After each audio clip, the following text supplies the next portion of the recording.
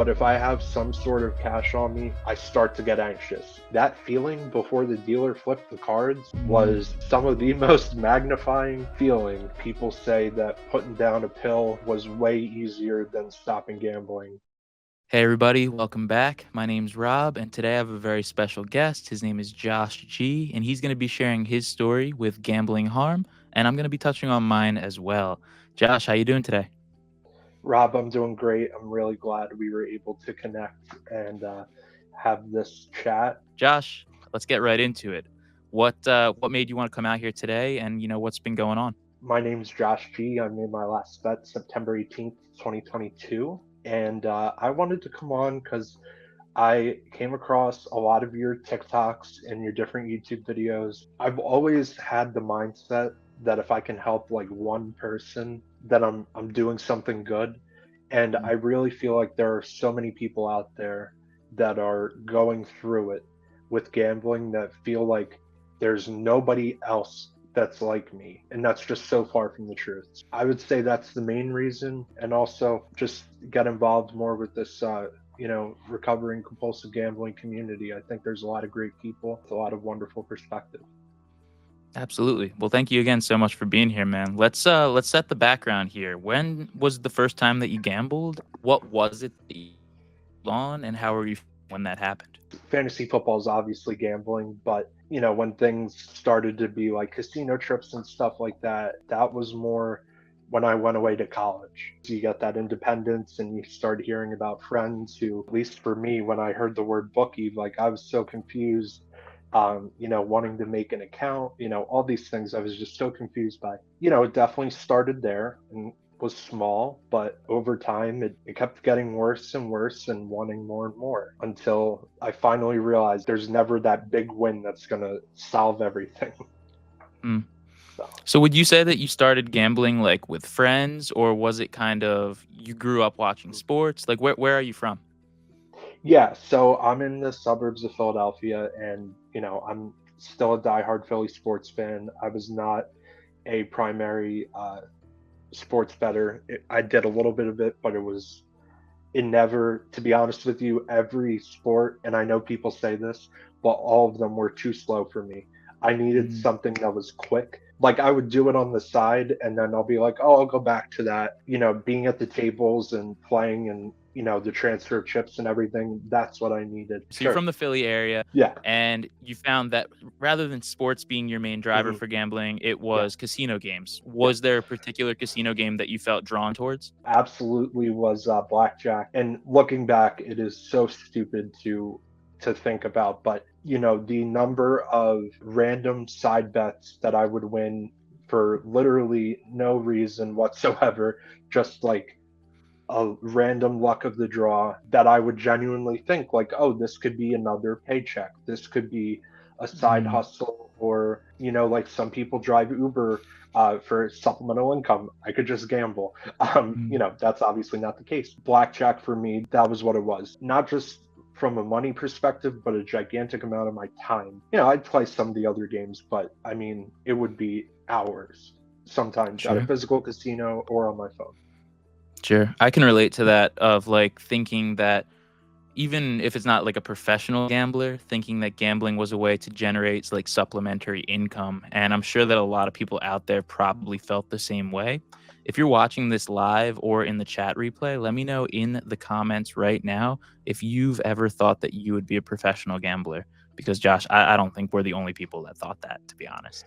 What was the turning point for you that you recognized that the gambling had kind of progressed to a point that it got out of hand and you even would consider getting help? There were definitely like multiple times where I think I consciously knew it, but I just wanted to block it out of my brain and say like, this is normal, people do this, it's not a big deal. I can think back to one trip that I had where I had won a pretty significant amount of money and I had actually walked out and was like, okay, like this is good. I was able to walk out. We don't do that, Yeah. a lot of the time. That was on a Friday night, and by Monday, I lost all of what I won and more. And I think that was the first true one. There's definitely some other examples for sure. I mean, another one that comes to mind, I've only been to Vegas once. I knew by then my life was already, it was going through it. The wheels were coming off. They just hadn't Mm. fallen off the car yet. And I was going to Vegas for some reason. Not Sure. some reason. It was a great friend's bachelor party. Mm. Um, but I mean, I won really quick and an incredible amount of money for me, and left that trip with nothing. Then I was like, I knew I needed the help, but it still took some time after that. I think it's interesting. Like we all have multiple times where we're like, we know we need the help, but we don't want it. Mm. I went through that as well. I think that, Mm, over the course of 6 years that I was making bets, I mm, probably had like 6 or 7 times where it was like such a devastating loss, and not by like amount, but like having it and then having it disappear right away. I think yeah. that was always what hit the worst. But I can definitely relate to that and pushing it off for years. How long do you think you were gambling from start to finish? Yeah, I want to say 6 to 7 years like you. And also, again, it's really, especially with like, being in the rooms and even just with all of the different, ads and everything, we really see the amount of money is different from person to person. But if you Mm. have that mentality and the emotion behind it, then you're a gambling addict. That was refreshing for me because I kept trying to convince myself, like, oh, I don't need help. Like, I haven't lost this, I haven't lost that. So to hear that, that was a big turning point for me. So over the course of those years, Yeah. were there times where you tried to stop, or was it more or less just telling yourself that it's not a problem the whole time? Yeah. I mean, I definitely tried to stop. And I will say, like in college, it really was not, it got bad after college. Like during college, I would go to the casino, every once in a while. After college is when it really started to become a more routine thing and more routine of like, oh, I'm not doing anything. All right, I'll gamble. So, now I just occupy my time with things. But I definitely did try to stop on my own. But I mean, from personal experience and from talking to everybody, it's virtually impossible to stop on your own the way we're wired, if you will. Sure. Before we get into the specifics of what you did to get yourself into a better place, I just want to Sure. remind the chat that if you're here and you're watching, to please leave a like on the video, as it'll help get more people in here, hopefully to ask more questions, which we can then answer. So, getting back into things, Josh, you're at the point now in your experience where you were considering getting help. What did you do to make your life better? I can't give myself that credit, if that makes Mm. sense. So it was around the AFC Championship game. It was, yeah, January of 2022. I really did not want to face the music. I didn't want to stop. Things had just kept, like, my family had known, and they were really getting on me, and I just wasn't listening. And it finally happened. What really clicked for me at one point was I had, and I still do have, an incredibly close group of friends who had set up an intervention for me. I had to listen to them and hear them out. And, eventually I did go to GA. That's really what it took. For the initial part of where I started my recovery, I can't take the credit for it. Sure. And it's taken a lot for me to be able to admit that, but it is 100% the truth. Hmm. I would have never went to a meeting had it not been, for my friends, my family. I was doing it for them at first, and then, now it's definitely been for me and been incredibly rewarding. I wish it was something I did on my own, but No. it's okay.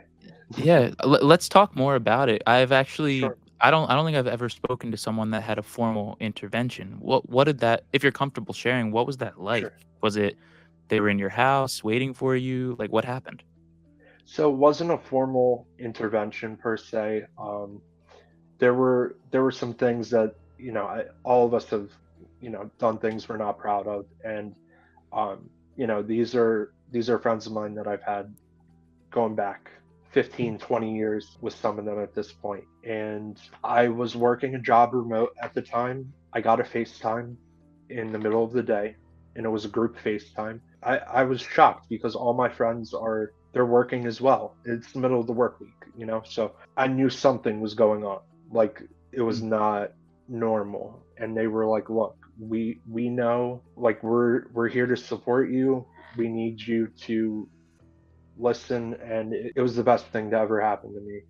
It gets me emotional because I've got friends, two supportive parents and my sister who are, really rooting for me. And yeah, if it weren't for that intervention, it would have been, I don't know if I would have stopped. I probably wouldn't have, to be honest with you.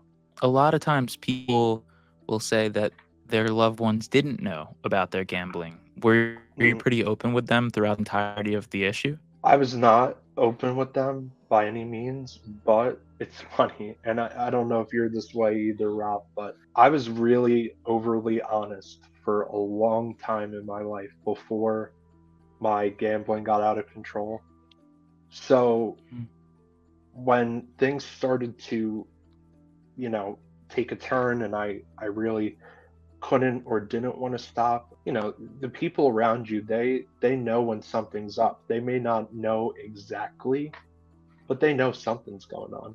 They knew that there was something, and they knew that I was gambling. They'd gotten a couple of pieces of mail that were a little, like, why is this in the mail? This doesn't make sense. And when I didn't beat them home to the mailman, I would try and make up an excuse, type of thing. So towards the end they knew, but for a while they did not know. As far as Mm. I'm, aware. They knew I would gamble here or there, but they didn't know the extent of it for a long time. Sure. So I Yeah. guess one thing that can be drawn out of that is that if you're watching this right now and you're not someone that's struggling with gambling, but you might be a loved one of someone that is, this is an effective way of helping someone find support, is letting them know that you're there for them and you care about them. Like, I have a much better relationship with my parents now, but I did not want to hear about it from them.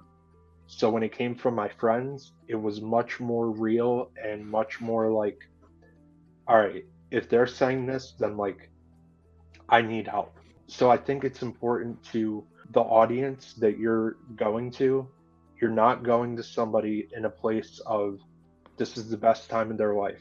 You want to make sure that you're giving them a group of people that they'll listen to, but also that you're going to be able to get the message across to. So your friends and family come to you and they tell you that they're concerned. That motivates you to go and seek out a support group meeting.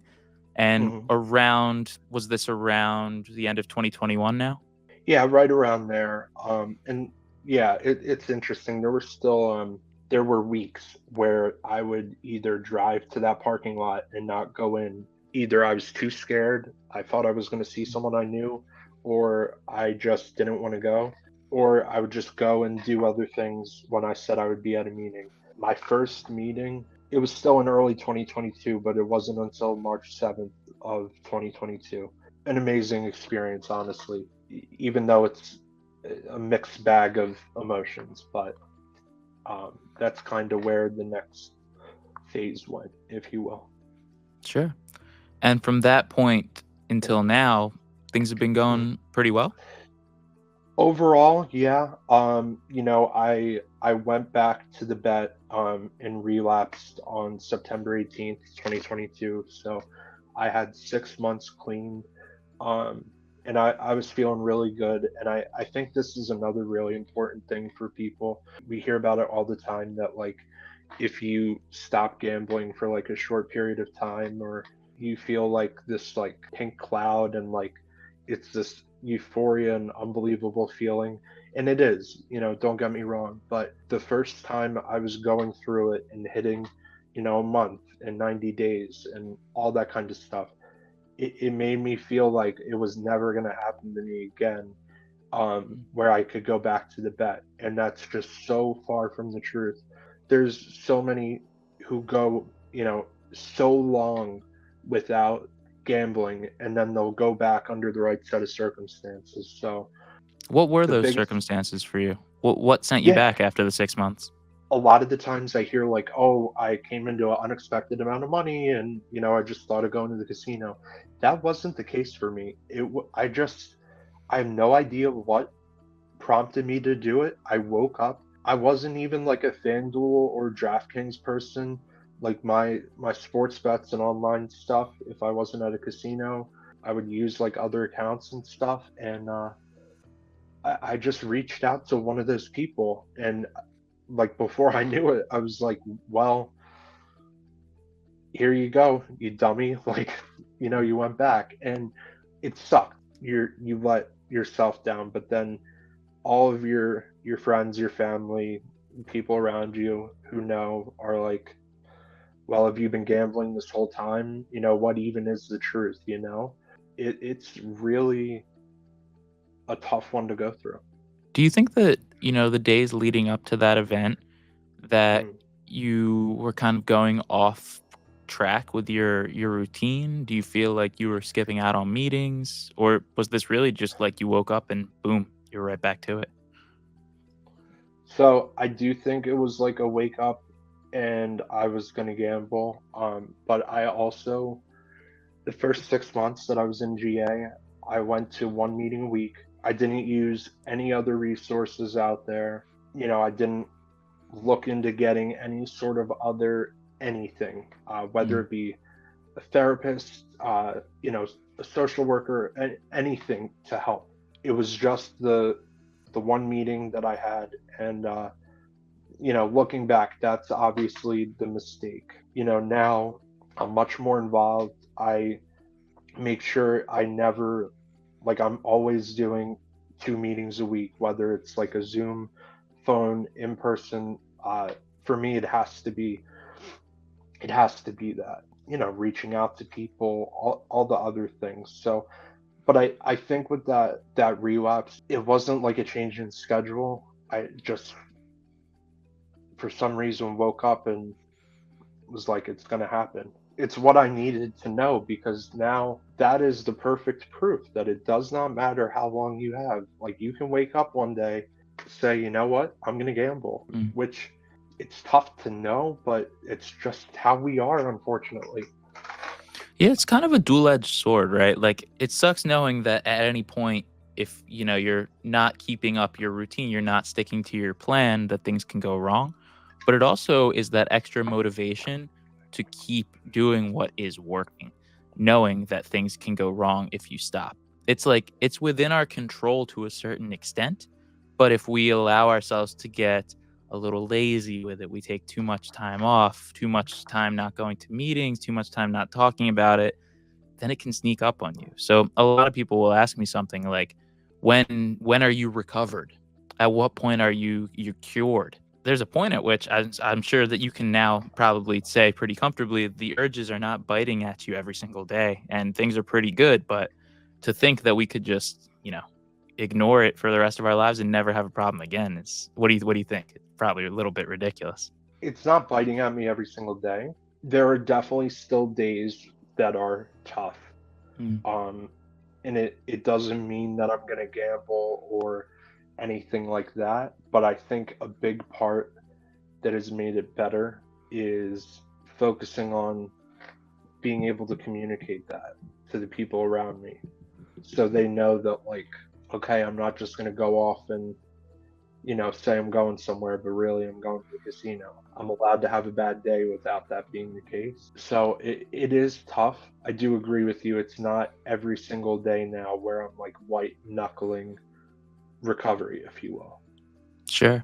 I think a lot of people have it in their head, and you kind of called it like a pink cloud. It's like we think Yeah. that if we're Yeah. in recovery, like everything's gonna be fine, but really we Hmm. just went from being in a terrible position to being in the position of a normal person, and so now we're gonna have bad days as well, and it's not gonna be rainbows every single day, but we have a chance to have good days now. Oh my gosh. I mean, you just worded it perfectly. There is such a little chance for a good day when you're really in the throes of it, with every single thing that you have to do to keep up the facade of being an active gambler. that's why a lot of people around us didn't even know something was wrong, because when we're in it, like, we'll work hard to come up with a lie, even if it turns out everyone knows that something's going on. But it's a definite better chance at a good day, being in recovery, that's for 100%. sure. Now, before we dive into some of the questions and comments that we've gotten, I just want to remind everyone watching that my name's Rob and I'm a recovering gambling addict myself. Josh was nice enough to join me today and join to talk about his gambling problems. But if you're struggling with a gambling problem or you know anyone that is, tell them to come subscribe to this account, because we have conversations like this as often as humanly possible. And we want you to know that you're not alone. That's something that Josh mentioned right in the beginning of today's episode. Knowing that you're not alone is why I do this. And Josh, I don't know about you in how you view step 12, but is that maybe the reason why you've gotten more involved in your meeting, is because you wanted to give back? Yeah, and it's, it's not just mine. It started with that, and then it was Mm, like, okay, now I'm, I don't know if you hear this in your meetings, but I was getting voluntold to do mm, things. You start coming around more, and it absolutely is a huge part of my recovery, because it keeps me responsible to the meetings, it keeps me responsible to the people in the rooms, and I care about hearing them do well. And I say this all the time. There's two things about step 12 for me. One, it does not matter if you have a day or a century in Gamblers Anonymous.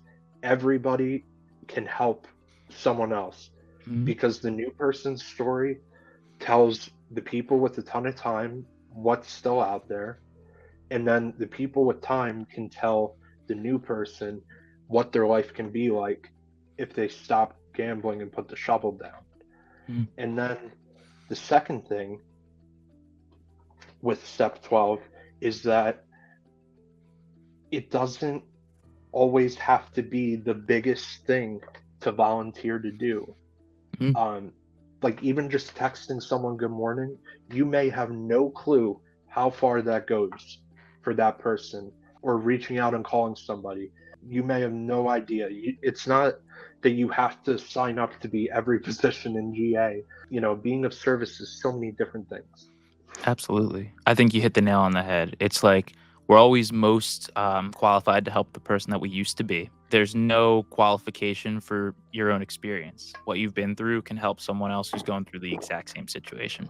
And for me, it was, I look back on March 7th of 2022, and I remember almost everybody in that room that was there, and the way that I was helped with the circumstances that some of them were facing at the time, Mm. I have to pay it forward. And it's been incredibly great for me, because they're some of the most important relationships in my life now. I was listening to a podcast the other day, and the guest was it was a man named Simon Sinek, and he was citing the 12-step program as like one very effective means for recovering from addiction, as we both agree. What he said was that step 12 was actually the most important step. And for those that don't know, step 12 is Mm. essentially help someone else that's going through the same situation as you. He said it was the most important cornerstone of friendship and recovery, because by going outside of yourself, you're remembering where you were. What's a really simple way of saying this? Is like, if you can explain something in very simple terms, it means you know it well. And if you Mhm. are teaching someone what you're doing to stay clean from gambling, that means you know what you're doing and you have a good plan if you can explain that to someone else. And there's a lot of benefits to that. So I just wanted to add that in. Yeah, that's such a great way to describe it, and it is a good point, because if you're able to describe it to someone else, it means that you're getting it and you're learning something from it. Absolutely.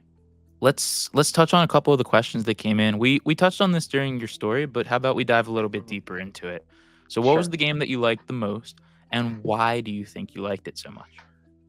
Yeah, so definitely Blackjack, and I think, to me, it just made the most sense.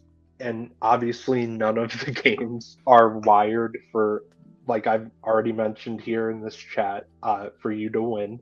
But for me, it was like, there are times where, like, you'll go on a run and you'll be able to be up some money. Granted, there were times where like I could get up and walk away and have some money before things really took a turn. So that was nice. In a six deck shoe, it's not ever going to work in your favor. Even if you win a bunch in a row, it will turn. But I think the to answer the big part of the question, I think the reason I liked it, it was the constant action, and then if you get a bunch in a row, it's like, oh, I'm up, like, and if the whole table wins, then it's like even better. Like, we're tipping the dealer, like other people are drinking and stuff, and it just seems like this big party action atmosphere.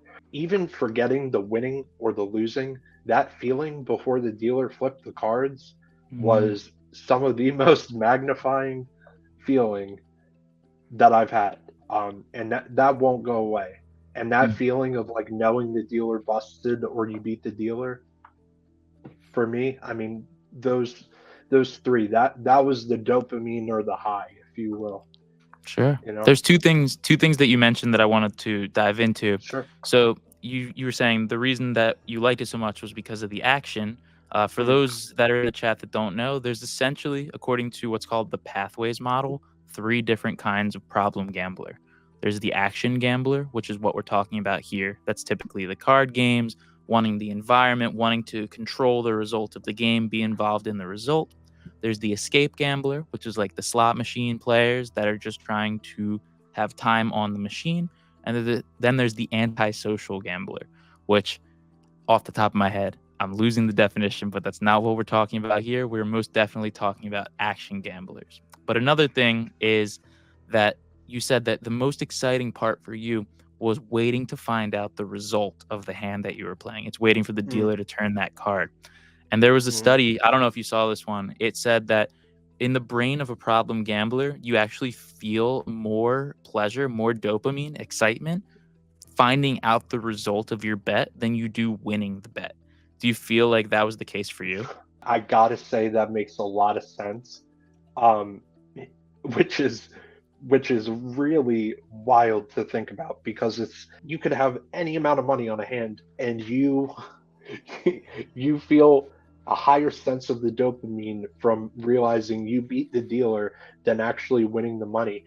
Mm, That's crazy, but I do see the logic behind that, and I think it might be true for me, honestly. But again, mm. like if there's someone who just stumbles across this who's not a compulsive gambler, they are going to think that that is the most crazy thing we've talked about today. I Um, agree. they're gonna they're gonna think like you're gonna have a higher high from winning $100, but exactly, Yeah, I thought it was fascinating. It it goes is. alongside, it's called the near miss effect, and that's something that happens with the slot machine players. It's like Yeah. if the reel lines up and it says like 7, 7, and then fruit, but you can see the bottom half of the number seven, so you almost Yeah. won. That triggers more pleasure in your brain than actually winning. So it makes your brain think, let me do that again. I gotta keep going. I gotta keep going. And it's designed into the machines intentionally to keep people playing longer.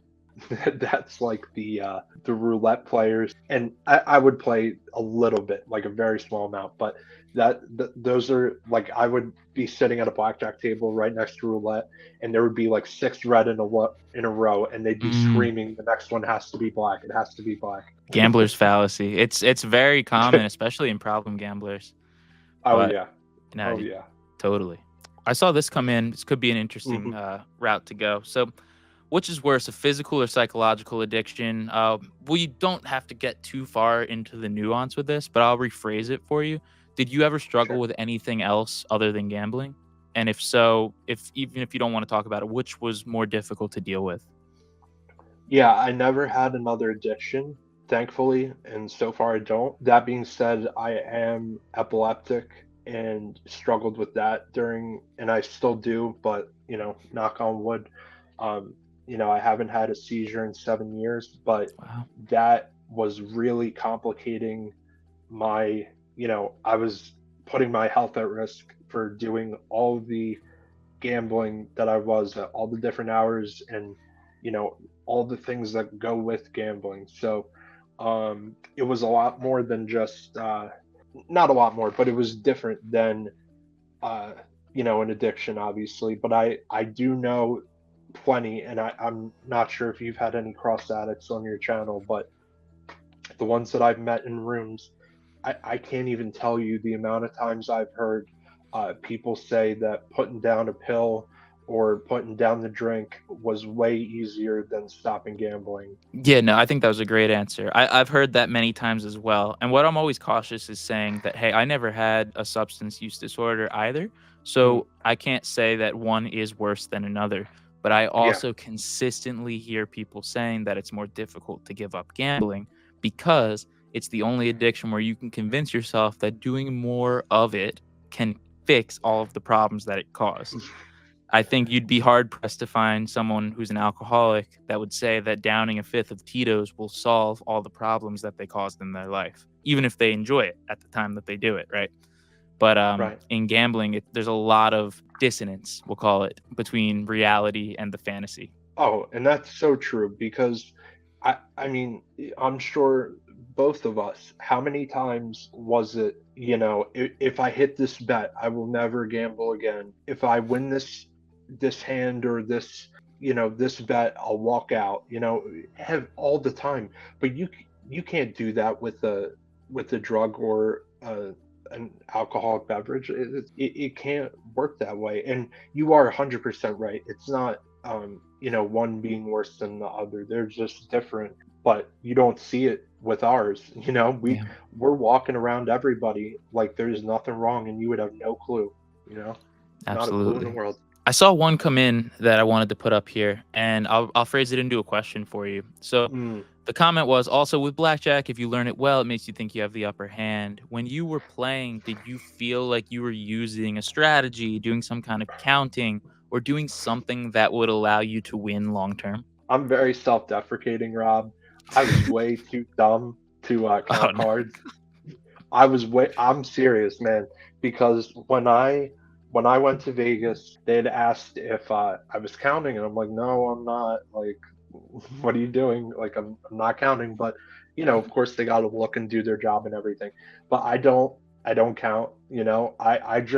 I would play by the rules that everyone technically should play by. Basic But that's the strategy. thing. Yeah, basic strategy, but eventually you will give it back, even if it's a numbers game like that. So I would get mad though when people would play the wrong way at the Mm, table. But now, like looking back, it's like it didn't even matter if they played wrong or right, because even if I did win that big hand, I'm giving it right back at some point. that's a big point that I like to drill in when I make content is that on any given day, and this is what a lot of the younger commenters rarely understand. They think, Hmm. oh, he quit before he had a big win. Just like you, just like every other problem gambler, we had Hmm. big wins. And the wins were significant. They felt great. But the problem is that no win is ever enough to satisfy the problem gambler. And so we keep going, expecting that we're going to find this jackpot that'll fix all our problems. And in reality, it's just that all wins become future losses.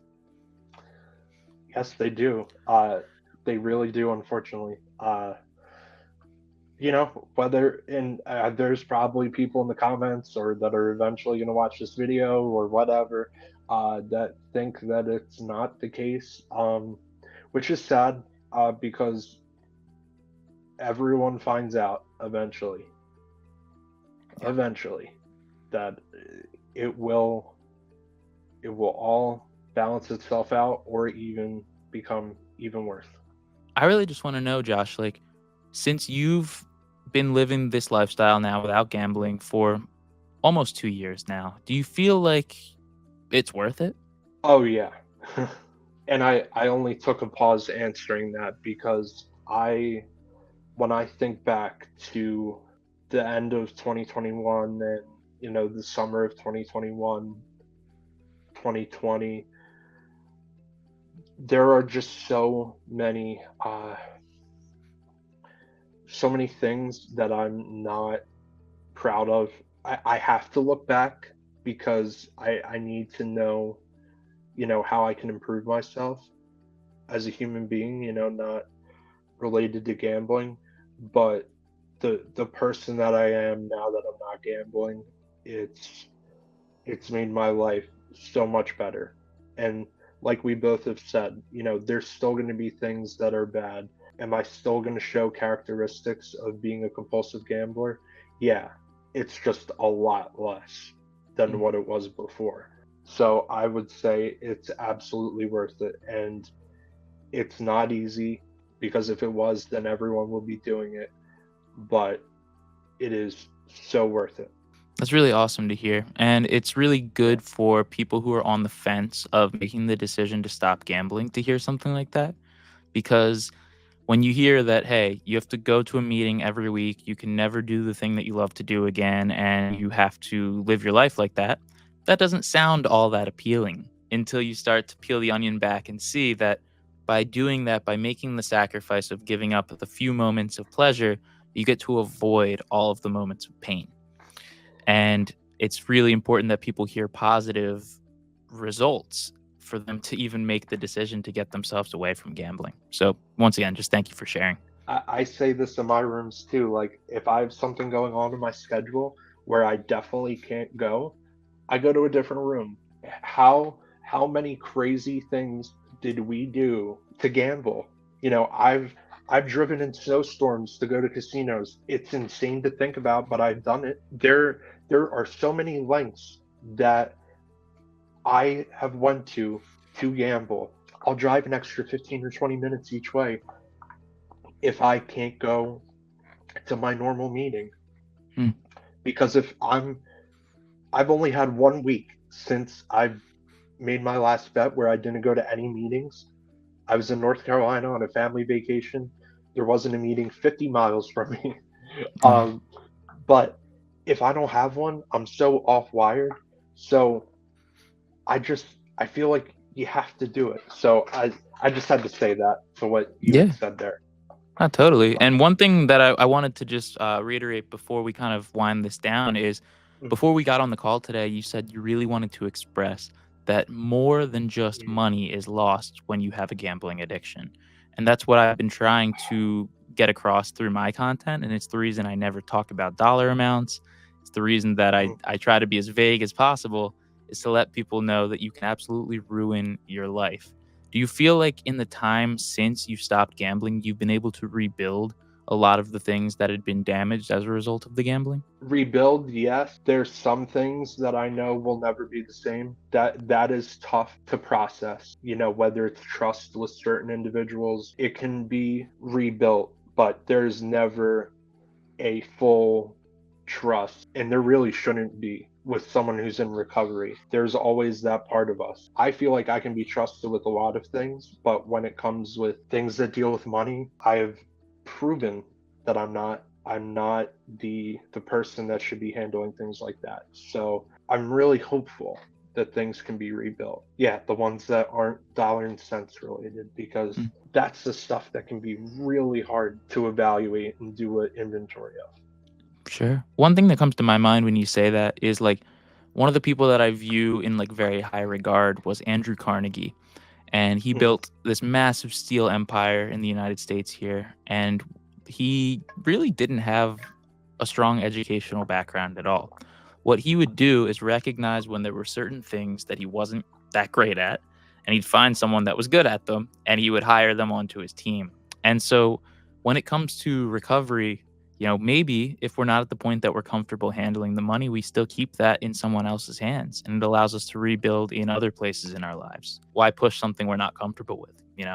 I think it's fine. Right, and everyone has their system of doing all of that. Whatever works for you and the people around you. At least having somebody checking your finances, I say daily to Mm, people who ask me, like other younger guys and girls who I meet in rooms. At least in the beginning for me, that's what it was. My parents still check it very frequently with me.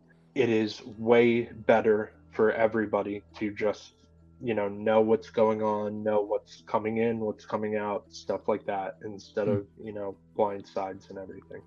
Yeah, transparency is key. We had a couple of other questions come in. I'll kind of just give you them real quickly. At this Sure. point, if you do have a temptation to bet what do you do? Yeah, I think that's a really great question. And I do have temptations sometimes. Got at least, I don't even know how many numbers in GA in my phone, but I call people, I text people, multiple of each sometimes to talk to someone who knows what you're going through and what you're feeling is something that it's invaluable because as much as someone who may be in another 12-step program can relate to temptation or a family member can relate to wanting to help you, a compulsive gambler is going to be the only person who knows that a bad day at work or a great day at work may drive you to the bet. And if you say that to someone else, they're going to be so confused as to why that would be the case for you. I contact GA members. I do things that make me happy. I get some sun, eat some protein, and usually that calms me down a bit. Sure. Is there anything in particular that is a trigger to you? I don't carry cash on me anymore. Like, once in a while, if it's like for a gift or something I know what I'm using it for, I'll have cash. Mm, But if I have some sort of cash on me for a period of time, I start to get anxious. And it's mm, because of all of the times that, I was at ATMs or getting paid out at casinos or stuff like that. Just that picture of it, it gets to me. That's why with me, for my financial stuff, I use a card if I need it. I don't carry cash. Knowing how to manage your finances or your access to money helps you to avoid being triggered into a temptation. I try to, yeah. And to be clear, I'm not, and I think this goes without saying, I am not by any means the poster child for financial literacy or anything like that. So I'm still working on that. It's something that I really need to get better at. But I know that if I have cash on me and it's a substantial amount of money and I don't know what I'm doing with it right away, it's a problem. And Mm, that triggers me. sure. Well, it's good that you know that it's something to avoid. That's really all you need. It's knowledge comes over time, but avoiding the temptations helps you not take a step back. Absolutely. We had one other thing come in. We'll make this the last question before we wrap up. Sure. Have you worked on forgiving yourself for past mistakes related to gambling? There's certain ones that I think as compulsive gamblers take with us for a long time, and sometimes even longer than we anticipated. But you work on it. For me, at least, I work on it through my actions with those people. I've gotten over the stuff about what money I could have had from working since I got out of college. I have let that go. When I first came into GA, I thought about it a lot. I've forgiven that because if I think about it, it will send me down that rabbit hole and it's not good. But as far as past mistakes to other people, I know the people in my life, they care for me, they love me, they support me. But when it comes to like my wrongs that I made in gambling, they don't want to hear words anymore. They want to see the actions back it up and see that, okay, this is actually the case. This is a good progress and not just a bunch of, talk. Hmm. So Well, it's that was a difficult. much yeah, that was a much deeper question as the chat's reacting to you now. That was a much deeper question than you were probably prepped for today, knowing that it was me that you're going to talk to. But appreciate you taking a stab at that, and I really appreciate your honesty today with everything. It's been a great session, and I just want to thank you again for your time and your openness. Rob, thank you. I mean, you really have done something special here, with your YouTube channel, your TikToks, and I think it's something that people are really going to seek out when it comes more and more. I mean, I don't know how it can be more prevalent than it is now, but more people will be seeking out content creators like you, and I think it's great because you're really great at this, and Oh, thank you. I'm thrilled to chat with you. So Thank you this is so awesome. much. I Of really course. appreciate it once again. And thank you to everyone in the chat for being here, for asking questions, engaging, liking the video, and sharing it with anyone that you think could benefit from hearing it. Josh, once again, thank you so much. And to everyone, let's just keep getting better together, one day at a time.